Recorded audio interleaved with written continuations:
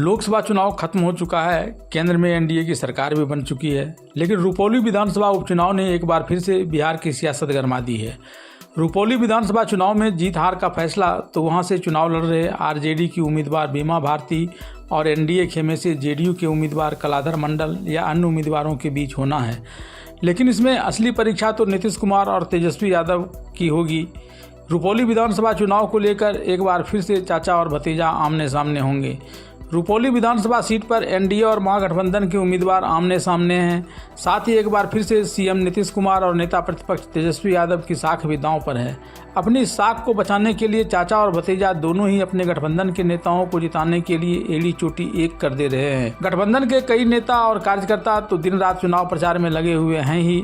नीतीश कुमार और तेजस्वी यादव खुद भी चुनावी सभा कर अपने उम्मीदवार की जीत के लिए हवा बनाने में कोई कोर कसर नहीं छोड़ रहे हैं। गौरतलब है कि जेडीयू के उम्मीदवार के रूप में यह सीट बीमा भारती के पास थी, लेकिन पूर्णिया से लोकसभा सीट से चुनाव लड़ने के लिए उन्होंने इस विधानसभा की सदस्यता त्याग दी थी और आरजेडी की सदस्यता लेकर पूर्णिया से लोकसभा चुनाव लड़ा था, जहां पप्पू यादव ने जीत हासिल की थी और बीमा भारती वहां तीसरे स्थान पर रही थी।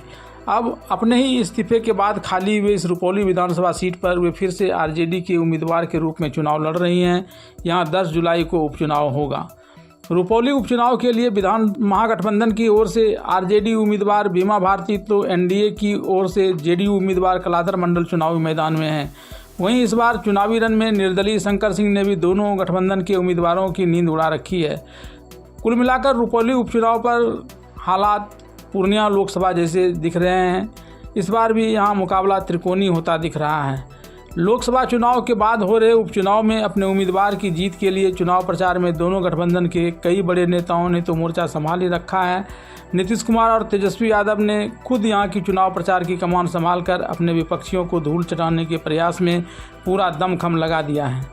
दरअसल इन दोनों बड़े नेताओं को मालूम है कि रुपौली की यह उपचुनाव सिर्फ एक उपचुनाव भर नहीं है, बल्कि यह आने वाले विधानसभा चुनाव के लिए एक बड़ा पैरामीटर भी है, जो यह संकेत देगा कि बिहार में एनडीए की स्थिति आज भी मजबूत है और आगे भी मजबूत रहेगी, या महागठबंधन ने अभी से ही अपना पलड़ा भारी कर लिया है। रुपौली उपचुनाव परिणाम बेहद महत्वपूर्ण है, क्योंकि इसके परिणाम से यह तस्वीर साफ होगी कि बिहार में नीतीश मोदी का जलवा कायम है या फिर तेजस्वी यादव ने जो टक्कर लोकसभा चुनाव में बिहार में एनडीए को दी थी, उन्होंने आगामी विधानसभा चुनाव को लेकर अपनी स्थिति एनडीए से अभी से ही बेहतर कर ली है। नीतीश कुमार के सामने चुनौती है कि पूर्णिया लोकसभा चुनाव में जो हार मिली है उसकी भरपाई रुपौली उपचुनाव में जीत कर यह मैसेज दें कि अति पिछड़ा वोटर उनके साथ मजबूती से खड़ा है।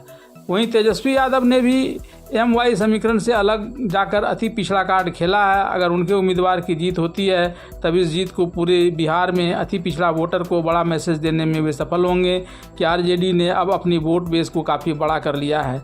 वहीं रुपौली के उपचुनाव परिणाम पप्पू यादव की राजनीतिक हैसियत को भी नापेगा, क्योंकि पप्पू यादव पूर्णिया से सांसद हैं और उन्होंने जेडीयू और आरजेडी दोनों ही के उम्मीदवारों को चुनाव में हरा दिया था।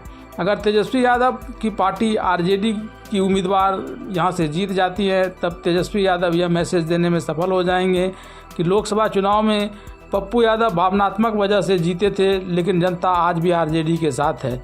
वहीं नीतीश कुमार के लिए भी उपचुनाव परिणाम इस मायने में महत्वपूर्ण हो सकता है कि अति पिछड़ा वोटर उनके साथ पूरी मजबूती से खड़ा है और लोकसभा चुनाव में उनके उम्मीदवार की हार तात्कालिक परिस्थिति थी, न कि उनके खिलाफ कोई माहौल था। कुल मिलाकर रुपौली के इस उपचुनाव की जीत 2025 में बिहार में होने वाले विधानसभा चुनाव में नीतीश कुमार के नेतृत्व में चुनाव लड़ने की उम्मीद पाले एनडीए की जीत का मार्ग प्रशस्त करेगा, या फिर तेजस्वी यादव के नेतृत्व में आगामी विधानसभा का चुनाव जीतने की इच्छा रखने वाले महागठबंधन का भविष्य तय करेगा।